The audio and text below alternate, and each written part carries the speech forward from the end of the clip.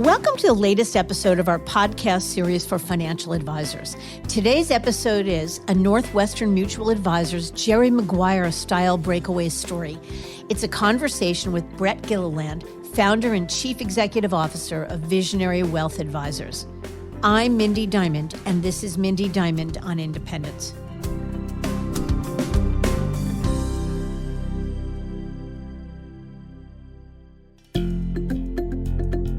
This podcast is available on our website, diamond-consultants.com, as well as Apple Podcasts and other major podcast platforms.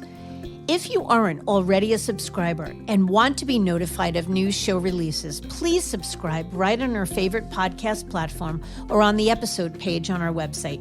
For Apple Podcast users, I'd be grateful if you'd give the show a review. Your input helps us to make this series better and alerts other advisors like you who may find the content to be relevant. And while you're at it, if you know others who are considering a change or simply looking to learn about the industry landscape, please feel free to share this episode or the series widely. The theme of incongruence weaves through many of the stories shared by advisors who've changed firms or models. It's this feeling of misalignment between an advisor's goals and that of their firm, which drives change more than any other motivator. Because when your vision is conflicting with that of your firm, it becomes difficult, if not impossible, to serve your clients and grow your business. As a managing director at Northwestern Mutual, Brett Gilliland found that the lack of alignment could not be more apparent nor more limiting. In his role, he wore multiple hats, from serving as a financial advisor plus recruiter with the responsibility for the training and development of novice advisors.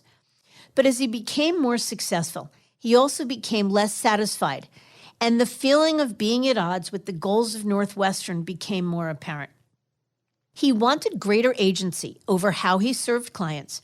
He wanted to be able to freely market.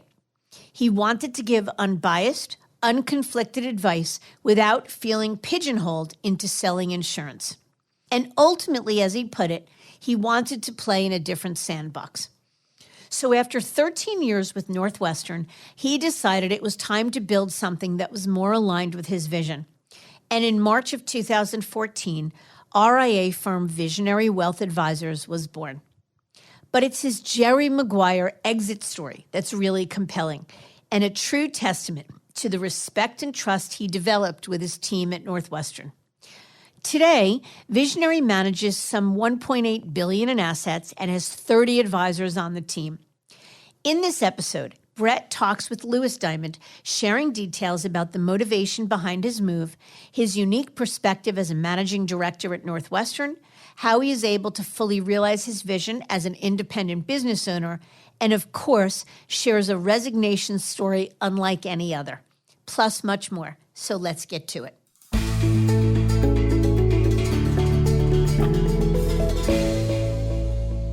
Brett, thanks so much for joining us today. Absolutely. It's good to be with you. Very good. Why don't you tell us about yourself and how you got started in the business? Yeah, I went to Eastern Illinois University, and right out of college, I decided I wanted to be in the financial planning business. Back then, this was the early 2000, I guess 2001, and they were called stockbrokers back then. And that's what I wanted to do. I knew that right out of college. And it really goes back to when I was about 15 years old. My cousin, Dean, was actually a stockbroker, and they drove the gold BMW, had the speakers in the headrest. And that was pretty cool, right? When you're 15 years old. And so I thought for sure I wanted to do that. And so I went to a job fair and found the financial planning stockbroker world. And here we are almost 20 years later. Perfect. And your most recent employment before launching your own RIA was as a managing director at Northwestern Mutual. Can you talk a little bit about that role and your day-to-day? Because my understanding is you weren't a full-time advisor. You had some other duties and responsibilities as well. Absolutely. So I was a managing director at my previous firm, and we were responsible for recruiting. It's a big recruiting world where I was at previously. And so we were in charge of recruiting advisors to what we called our district office. I was in Edwardsville, Illinois. We still have an office there to this day, but that's what I was doing. I was recruiting advisors into this business. We also had a college internship program where we would have anywhere from 20 to 25 interns. I had a team of people that, whether it was a college unit director or field directors or mentors, recruiters, a great team of people around me. But that's what we had to do. We had to go out and recruit new advisors to the firm. And these weren't like industry folks. These were people that were brand new, just like myself, right out of college, didn't have any experience. So there was tons of recruiting, training, development, mentor meetings, one-off drive-by meetings, maybe being about how do you prospect? How do you make more phone calls? How do you find more prospects? And so on and so forth. But then also was a financial advisor and did that at a high level as well. So it was one of the things I really enjoyed because I was doing multiple things throughout the day, wearing lots of different hats. Excellent. It sounds like the Northwestern model of recruiting, it's kind of like churn and burn. You're expecting that a lot of folks aren't going to make it through the program. So I'm curious, what separated the advisors that ultimately made it and went on to have successful careers? Yeah, I mean, there's so many different things we've looked at over the years. And so when I looked at the success that we had from a recruiting standpoint, I learned that they grew up with what I would call, I'm using air quotes here since you can't see me, but a normal background. And what I mean by that is they were blessed with a great family life. They had support at home, whether that was growing up as a child, but also in their adult life. And what I just call this normal life, which is maybe that's fair, maybe it's not fair, but it seemed like they had a lot of support around them from loved ones. And I think that's so important. This business can be very lonely, especially when you're 23, 22, 24 years old and you're running around trying to find prospects. And it was completely different. The ones that we found that were successful, a lot of them were career changers. We had a testing program. If they did a certain test on this personality, we found that they did well. But I also saw an athletic background. I mean, at one time we had, I think it was 16 advisors that I had recruited that were all college athletes. And that doesn't mean you're going to only be successful if you're a college athlete. But for us, that's what we found were the college athletes were working in that environment, right? Because you had to go out and make a name for yourself. You had to go out and prospect. You had to be driven. You had to go out and make 40 or 50 or 60 phone calls every single day. And you had to get 25 referrals a week. And all these activity drivers that you had to do that, quite frankly, I probably wouldn't be in this business if it wasn't for those things when I was in my early 20s. But I had to do it. And I found the people that were competitive and wanted to be great in things at life, those were the ones that were the most successful. Very interesting. And I mean, so much of the industry's attention, I know our whole business, not to mention, is focused on recruiting experienced advisors because obviously they come with clients, they can hit the ground running, they're already pre-trained. Do you have a viewpoint though on if someone is building a firm from the ground up, what do you think is a better approach? Is it bringing on experienced folks with books or kind of what you did at Northwestern, which was career changers, ex-athletes, and entry-level advisors? Yeah, I think it's a great question. And what we did was, and I don't know if necessarily we meant to do this, and I say we, Tim Hammett, my business partner who co-founded Visionary Wealth Advisors with me, when we started Visionary, so he was and I say just, meaning he was a wealth management advisor. He was doing fee-based financial planning at Northwestern, and I was doing the recruiting, developing, training, and still being a financial advisor as well. And so the two of us came together and almost immediately thought we could do this differently. I always say the sandbox I was playing in was, let's just say, a size of a piece of paper, and I wanted it to be the size of the football field. And that's what I saw in the RIA space that was out there, that the sky's the limit and you can do so much for your clients that I couldn't do at that time at that role. And we immediately went to no longer doing any career changers, no inexperienced people. We just literally cold turkey. I just went to starting to recruit experienced advisors. And what we found was that people were looking for a platform where they could go and have some independence, but also be interdependent. And so the advisors that we have now are just doing so well because there is an interdependent relationship with us, with Visionary and with those advisors. They own their own book of business. They own their clients. But at the same time, they're not in business by themselves, right? They're for themselves, but not by themselves. And we just found that there was a big market out there for experienced advisors that want that type of platform. Understood. And let's go back to when you're still at Northwestern. Of course, you could have just stayed at the firm. You sound like you're a successful advisor in your own right, kept recruiting, kept leveraging the infrastructure. But instead, you opted to transition to form your own RIA firm back in 2014. Can you elaborate on what some of your frustrations were and maybe what you felt you couldn't do for your clients there? For me, it was as I was becoming more and more successful, I was becoming less satisfied with my career. And really what did it for me is I was fortunate enough to make what they call Forum inside of Northwestern Mutual, which is, I think it's, I don't know, the top 250 advisors, let's call it. And I remember not being real happy, even though I just had a phenomenal year with production. We had just led the company in recruiting for managing directors. So there was a lot of things going well, but for some reason I still wasn't satisfied and I didn't know what that was. And so I just kept kind of looking internal for me. And I wanted that entrepreneurial spirit, right? I wanted to go out and build something. I wanted to go out and build a brand. I wanted to build something that our clients were excited about and proud of and who they were working with. And I say all this in, there is a ton of great people at Northwestern Mutual. I still have friends there to this day. They're doing great work for people. So it wasn't necessarily that. It was just more for me was I wanted to do something more. I wanted to, again, to build something. And I think there we were building a nice income, but we weren't building an asset and we weren't really building a firm because you're doing it for the mothership, if you will. And for me, it just became, again, that I wanted to play in a different sandbox. And whether it's to have a podcast or do some things that we do now that you just couldn't do there, and comprehensive financial planning where you're not biased on either a product or what avenue they need to go down as a client. We wanted to be unbiased and have this independent firm that we could just say, this is how we're going to serve clients going forward. Definitely. And did being in more of a managerial role, kind of seeing how the sausage was made, did that change your vantage point on, and I guess your motivation to leave? And did you get a better look or a different look on what was slowing or limiting down the advisors that were under your tutelage? Yeah, but I think too is, and I can't say this for that previous firm in every city around the country, obviously. And again, there's great people everywhere. But for us, it was this stereotype as well. As when I threw that business card down, people would automatically just, oh, I'm good. I don't need insurance. And I got so tired for 12 and a half years of doing that. That really drained on me over the years. And it got to a point where that's not what I'm about. It's not coming and just trying to sell you insurance. Is insurance certainly part of a financial plan? Of course it is. I think we all know that, people that are doing comprehensive wealth management planning, but it's not the only piece, right? And I think that's where I think we got pigeonholed into thinking you're just the insurance person. And that feeling wasn't great. Again, even though it can have some good products, it wasn't great. And so we wanted more. And we wanted to go out, and I keep saying comprehensive financial planning, but that's what we wanted to do. And where we weren't pigeonholed into this corner of you're just that sales guy. It was more about the relationship and the impact we're having on the community and the impact we're having on those clients' lives on more ways than just a life insurance or an investment and what have you. There's more to it than that. And I think that's really what we're focused on is the whole person here.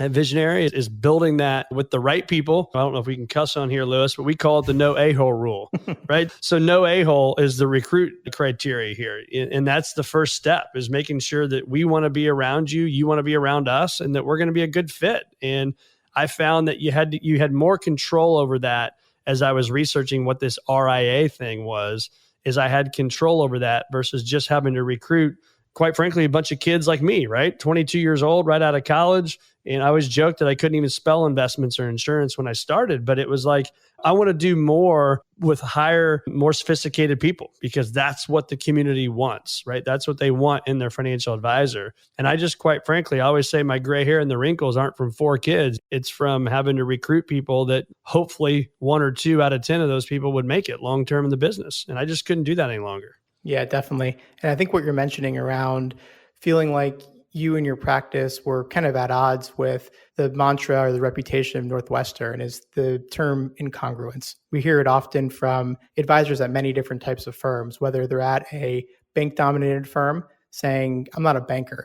I like recommending bank products where it makes sense, similar to how you probably enjoy recommending insurance products where it makes sense, but you don't want that to be the driving force. If you have a vision that's different from what the firm really wants you to be, then many advisors look at it as a means to kind of escape that box and build their own. So that's perfect pivot point here. Before we get to what you coined your Jerry Maguire-style moment, kind of a teaser for what's to come, let's talk first about your due diligence process back probably 2012, 2013, before launching the firm. So you founded Visionary Wealth Advisors as a RIA hybrid, but what else did you look at before settling on this route? It's actually amazing. I didn't really look at too many things. I would literally go in my office. I can picture it to this day, as clear as can be. And I would look up independence and I would type in financial independence and different things. I knew I wanted to stay in this industry. I love what we get to do every day. I love that we get to help people achieve a future greater than their past. That's our firm's mission statement. And that is so critically important for me, for our advisors, and for the things that we do for people. But it was just one of those things that I kept coming back to this independent RIA, registered investment advisor. And growing up in the insurance and Northwestern Mutual world, I didn't even know what an RIA was. But everything I read, I'm like, I want that. And I kept reading it and I kept studying it. And when I say kept, I mean, this went on from November of 2013 to January of 2014. So this was about a month and a half. I can't even tell you how much stuff I read on an RIA and what it meant. I scheduled a meeting with one of our custodians and they came to St. Louis and I went and had a meeting with them. And that was with Tim, my business partner. And it was just one of those things when I called Tim and I said, hey, what keeps you here at Northwestern? I was hopeful that he was going to give me this long drawn out reason why it was the greatest place on earth. And what happened was 4.5 hours later, we got off the telephone from one phone call 4.5 hours later in January of 2014, early January, and said, okay, I can't do this without you. You can't do this without me. Let's go build something great. And literally fast forward, not even 90 days later, Visionary Wealth Advisors was started. It was an incredible 90 days and it was a lot of fun and still a lot of fun to this day. And I just look back at that and I'm glad we took the risk to make the jump.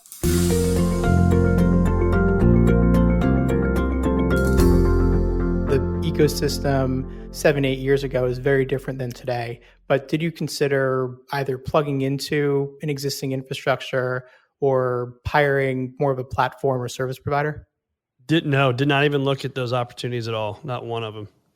I mean, it was just one of those things we knew early on we wanted to build something and we just went all in, kind of burned the ships. Let's go, let's make it happen. And we did. And like I said, met with our custodians and hired our, legal counsel firm and to help us build the RIA. And then literally just the way it went. Amazing.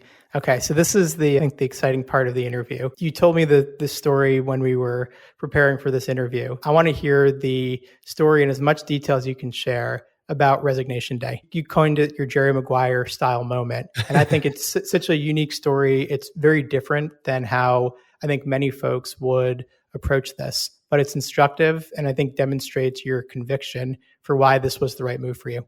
Yeah, it's one of those days I wish I would have just been able to film somehow, like had this camera above my head or something. It's just the emotions that went into it. I remember it was March 24th, 2014. It was a kind of a dreary Monday in St. Louis, and our managing partner was in St. Louis. I was about 30 minutes outside of it, and I remember texting him that morning and just saying, hey, I'm going to swing by your office. I can't remember, 7 or 7:30. Do you have a couple minutes? And he said, is everything okay? And I said, with my health and with my family, everything is okay.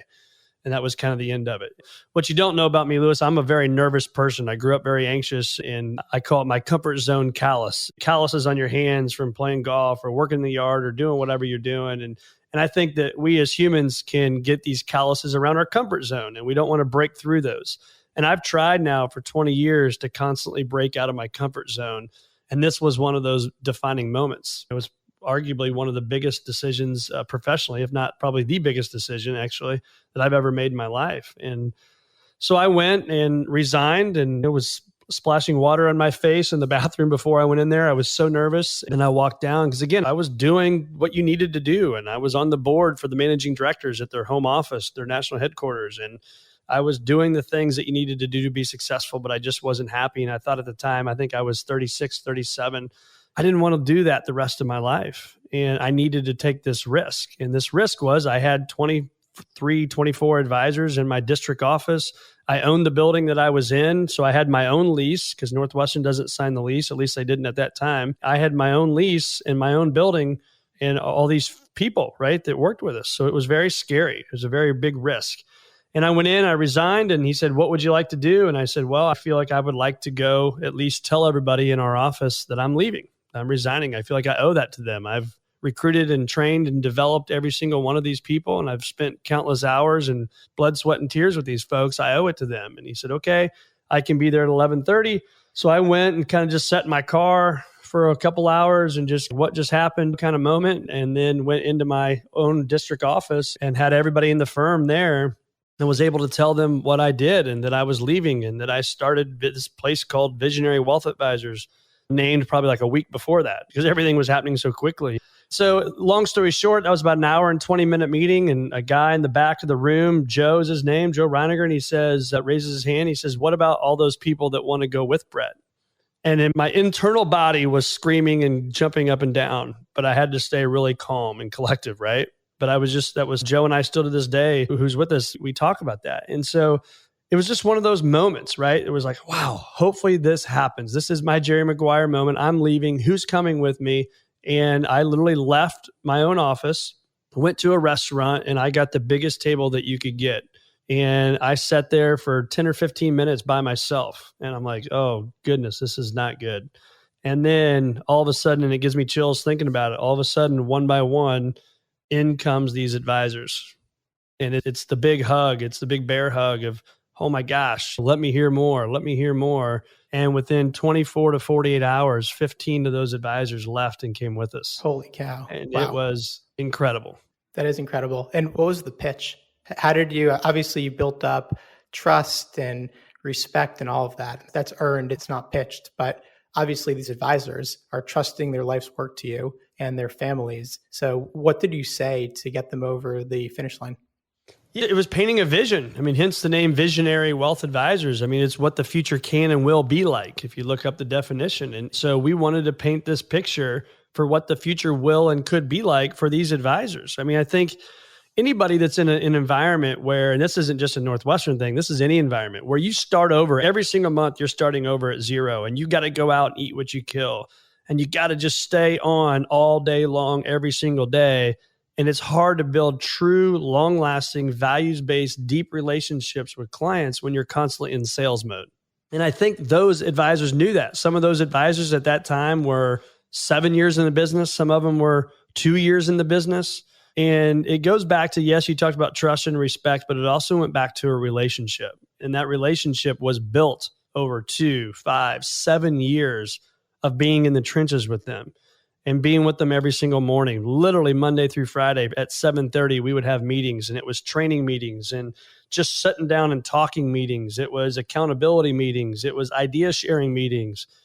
And you do that for that long, you build this relationship, and then they see a future that's greater than their past.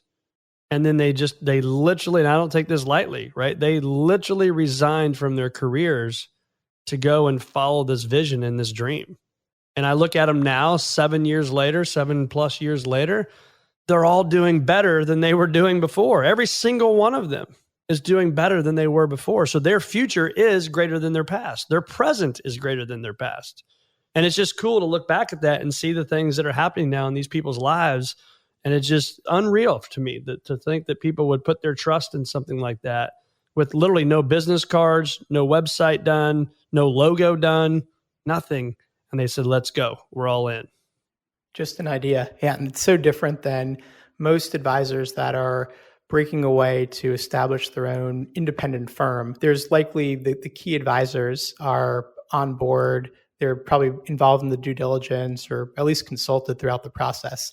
It's oftentimes, though, it's the support team that's kind of left in the dark just for confidentiality purposes. But you really took this confidentiality and discreetness to a whole new level. It's a pretty insane story. And I'm curious too, I mean, anyone who goes independent is taking a risk. They're taking the risk of what if my business doesn't come, taking the risk of not having an income for a period of time, taking the risk of not getting a big check by going to a broker-dealer firm. So not only did you take that risk, but you also own the building you were in and did this without really knowing what the base of the business will look like. How did you reconcile doing this and just going for it?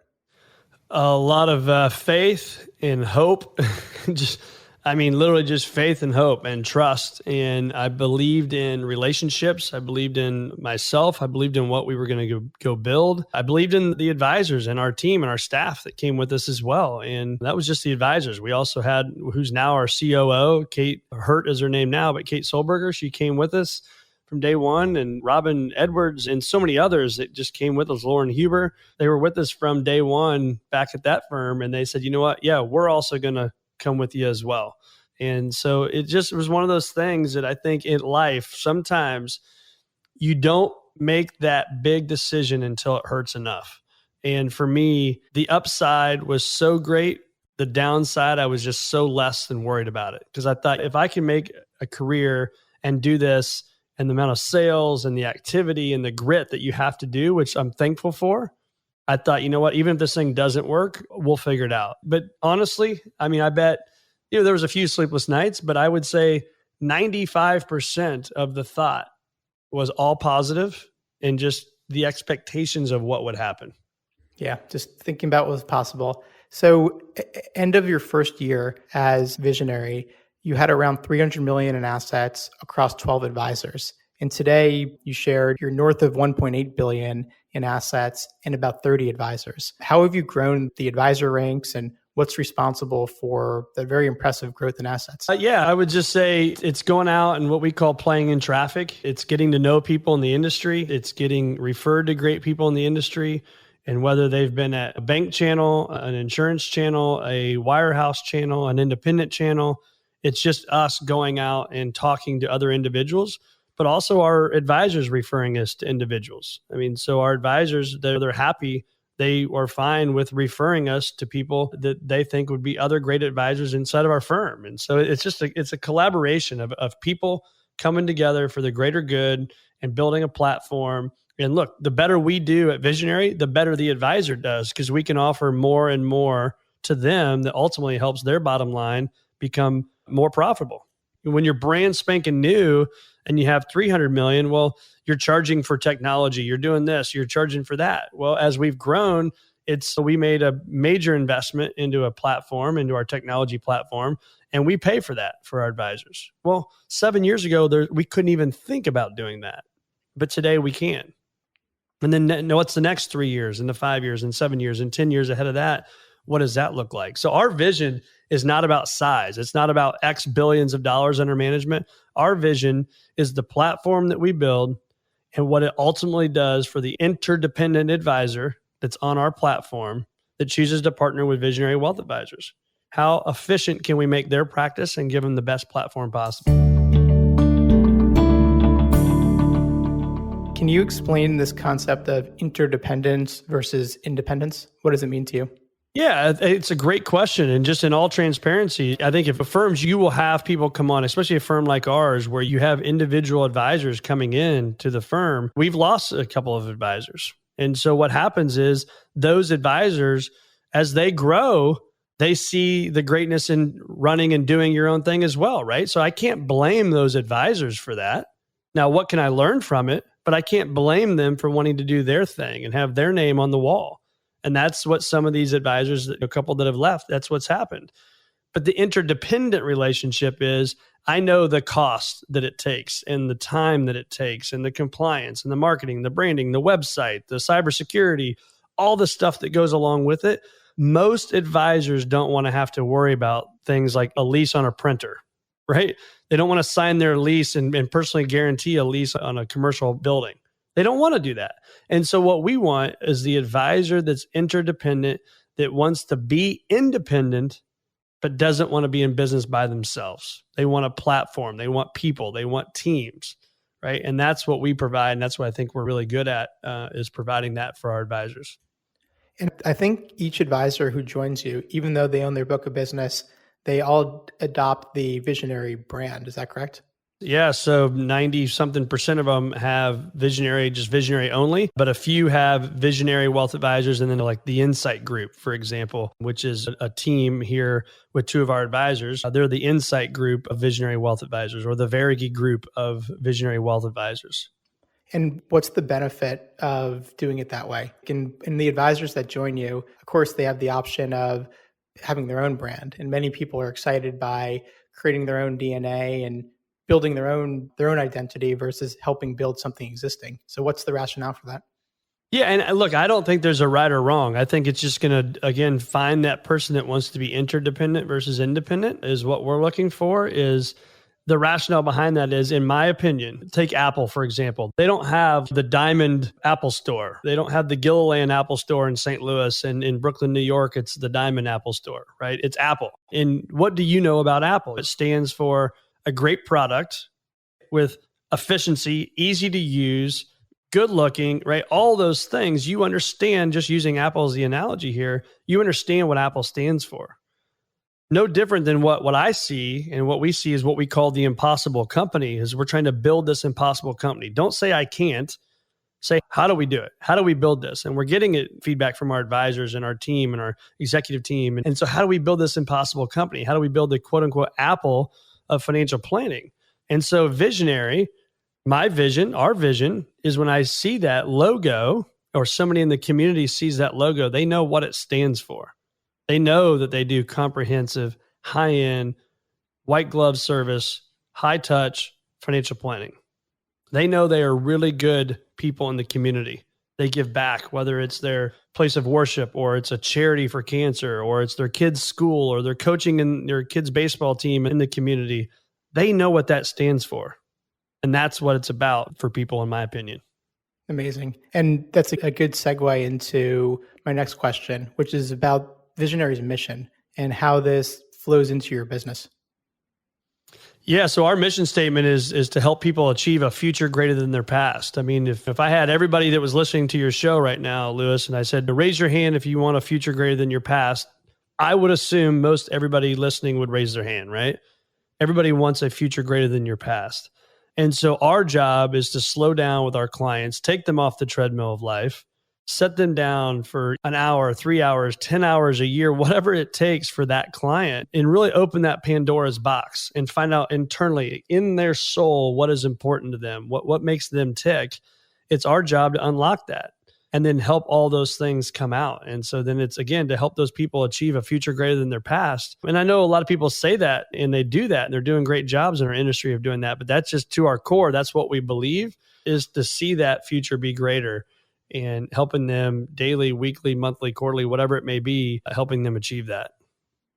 Love it. And how about charity work and community engagement? Yeah, that's huge. I mean, we have a lot of people involved in tons of charities, and whether they're sitting on boards, it's being involved in running events. My wife and I personally, we have a charity, a foundation we started 14 years ago called Swing for Hope, FORE, because I'm a big golfer. So Swing for Hope, and we raise money every single year to give back to those that have been affected by cancer. My mother-in-law, 3 of her sisters, or mom and 2 of her sisters, all got diagnosed with cancer. My dad, 6 weeks after we started the foundation, had cancer. Her dad, a year after that, got cancer. So 3 of our 4 parents have cancer or had cancer. And thankfully, so far, they've beat that disease. And so we just make it our mission is we feel like if we've been put in this earth to get, right, we all make great money from our wonderful clients, but we also have to give back to that community. And that's just what we believe as a firm, but just individually as well for Swing for Hope. It's a passion of ours that we just want to help as many people as we possibly can.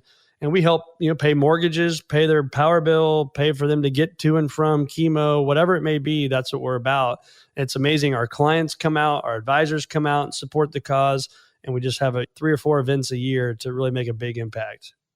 That's incredible. We'll put the link to the charity on the episode page so folks can check it out and hopefully contribute. That's a really cool initiative. So 2 more questions for you. I know you're the host of the Circuit of Success podcast. You've been doing it for 4 to 4.5 years. So why don't you give a plug for it? What do you talk about? Why'd you do it? And ultimately, how does it impact your business?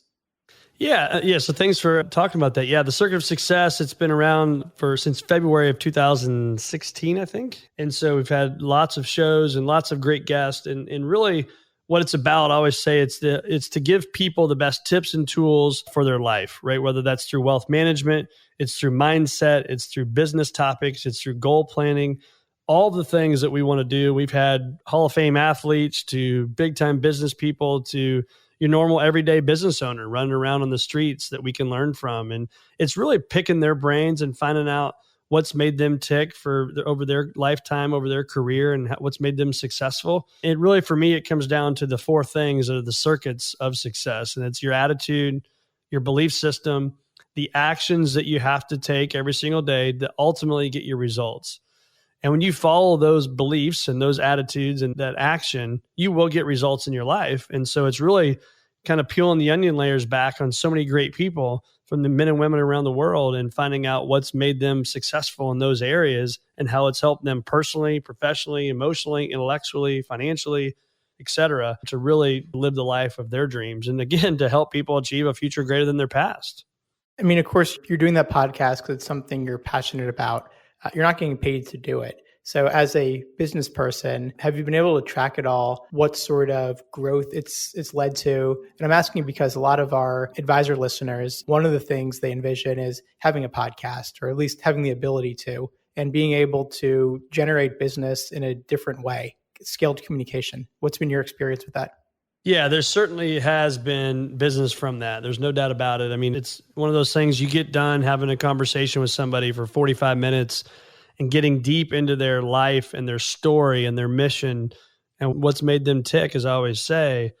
I've just built a different relationship with that person, right? Versus me just going and having coffee and having a nice coffee meeting and talking about whatever. I have found that people that I'm not doing it to try to get them as a client. I'm really not. I'm doing it because for me, I jokingly call it my weekly therapy. I'm sitting down with some of the best people in our world on leadership and the books they've read and the failures they've had, the successes that they've had. What do they do from an exercise? How do they eat better? How do they become a better dad or a husband or a wife, whatever it may be? I selfishly get to do that every single week with these people, right? I'm learning, I'm going through therapy, but what does that do? That allows me, in my opinion, to give more to our advisors. I'm learning, right? I'm growing. I'm in the trenches as well as an advisor. So I know what's going on out there. I know the questions we're getting from people. It allows me to be better for our advisors. It allows me to be better for my family. It allows me to be better for the community. And if we're continually getting better day in and day out, we're all going to win. And yes, do we get clients? Absolutely. Do I track it? No, because the point of that is I want to get better. I want other people to get better that are listening to it. And our listenership continues to grow week after week. And it's just one of those things that I know we're helping people get better. And then if I'm at a board meeting or I'm somewhere in the community, weekly something comes up about the podcast and people want to talk about it. So it's a great conversation starter as well.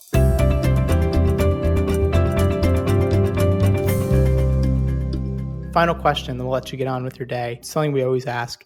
Any advice to advisors who may be thinking about making the leap to independence? Absolutely. I would say trust your gut is usually right. And I shouldn't say usually. For me, it's always right. Maybe not at the level you think it will be, as quick as you think it will be. But I do believe whatever your gut is telling you is what you should follow. Because if you go to your head, right, to your actual brain, your brain is going to give you reasons. It's wired to tell us why it's going to be so difficult. And it's going to tell us why you shouldn't make that leap, why all of your clients won't come with you, why this won't happen, and why that won't happen. But what your gut's telling you is, I want more. I want to be part of an interdependent or an independent relationship. That's what I'm seeking. And trust me, you will have more clients come with you than you think will have come with you. We've seen it happen time and time again. And the number one fear people have, and I'm sure you see this, Lewis, is what? My clients won't go with me. My clients don't want to move. My old firm or the firm I'm at they're the reason they're my client. No, that's just not true. They're with you because of who you are. Even as a leader of visionary wealth advisors, I'm not naive to think the only reason somebody's a client of a guy or a gal at our firm is because of visionary. No, it's because of that advisor. They own the relationship. And if you truly own your relationship, I say take the jump, because you're going to be very successful and your mind will be blown 6 months from now when you make that jump of what actually happened. Yeah, powerful advice. Brett, this has been a really cool interview. Thank you for enlightening us, sharing your Jerry Maguire moment, and also just giving us some great parting words of wisdom. Absolutely, Lewis. Always good to be with you, and love what you guys are doing. And you're helping tons of people, and just absolutely love it. So keep up the great work, and appreciate you having me on the show.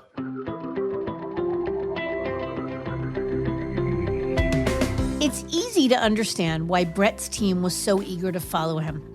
He himself is a visionary with sage advice rooted in authenticity. But it's his threshold question that I found to be the most powerful takeaway from the episode, and one every advisor should ask: what keeps me here? I thank you for listening, and I encourage you to visit our website, diamond-consultants.com, and click on the tools and resources link for valuable content. You'll also find a link to subscribe for regular updates to the series. And if you're not a recipient of our weekly email, Perspectives for Advisors, click on the articles link to browse recent topics. These written pieces are an ideal way to stay informed about what's going on in this space without expending the energy that full-on exploration requires. Feel free to email or call me if you have specific questions. I can be reached at 973-476-8578 or at mdiamond@diamond-consultants.com. Please note that all requests are handled with complete discretion and confidentiality. And again, if you enjoyed this episode, feel free to share it with a colleague who might benefit from its content. And if you're listening on the Apple Podcasts app, I'd be grateful if you gave it a star rating and a review. That will let other advisors know if it's a show worth their time to listen to. This is Mindy Diamond on Independence.